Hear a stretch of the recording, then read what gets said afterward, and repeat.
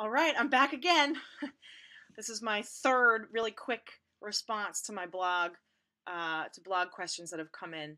I'm not going to get to all of them today, but I have a couple more minutes. So today we're talking about um, feeling invisible in your relationship. This is another blog post of mine that gets a lot of attention.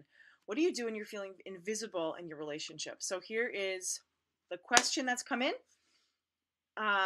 Hello, I've been with my boyfriend 3 years now. We have a good relationship. I know his whole family, and he tells me that he is saving up so we can live together in a year or so. He talks about kids and getting married, and so I assume he is serious about me. The only problem is that I'm dealing with anxiety and depression, and it has gotten worse over the last couple months. And when I tell him about it, he completely shuts down. I could talk to him for hours about it, and he literally doesn't say a word. I know that is because of all the reasons that you mentioned above, because he even told me himself one day. He also does not care about my things in general. He tells me that I should be a grown ass woman, and he tells me that he solves issues by himself and he does not care if I do not worry about his business either. He is very weird. His behavior hurts me even though I try so hard to understand him. What can I do so he can be more caring about me? Whew, this is a good question. So, first of all, depression and anxiety sucks. It can be very difficult. Um, but I hope that you are getting support for that outside of your relationship.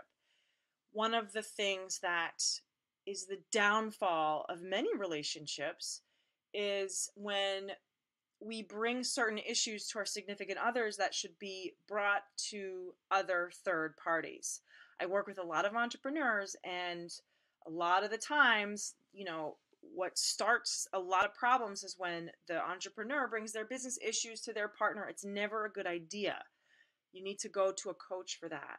If you're having depression and anxiety, you should not be talking to your partner about that all the time. You need somebody that you can work with on that. A therapist is my best suggestion. Okay. Therapy is really important.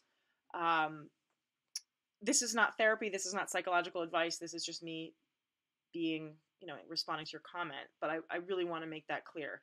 Now, in terms of your partner not caring, it doesn't sound like he doesn't care. It does sound like he doesn't want to listen to you talk about anxiety and depression for hours, because that can become really overwhelming. Like, people, it doesn't mean he doesn't care about you. It actually means that he probably cares a lot about you, that he doesn't want to hear about that, because he probably doesn't know what to do with it. It's overwhelming, right? You know what it's like to be depressed. It's overwhelming. You feel out of control. To be anxious, you feel like that's very overwhelming. It's a very difficult place to be. You know that, which is why you're leaning on him with it. But it's probably really overwhelming to him, and he's not trained to deal with this. And even if he was, he's your boyfriend. He's not your therapist. So how do you get him to care more about you? You start caring more about you. Okay. You start taking better care of yourself. I'm not saying you don't take better care of yourself, but are you talking to a therapist about this depression and anxiety? That's my first question. Okay.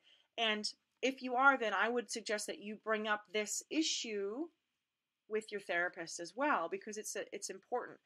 And it sounds like, from what you're saying, you have a good relationship otherwise, but then when he tells you to be a grown-ass woman and that he doesn't care, like, that sounds kind of mean, right? So I guess I wonder if there's any truth to what he's saying. Okay, to you know take better care of yourself, right? To take more responsibility for. I'm not saying you have responsibility over depression or anxiety. What I'm saying is, I'm not saying it's your fault. Gosh, I would never say that. People say that, and it's, you can't just sort of will yourself out of being depressed or anxious necessarily, right?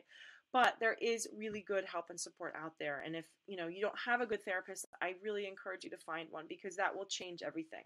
This is not an an illness that you have to deal with all by yourself, right?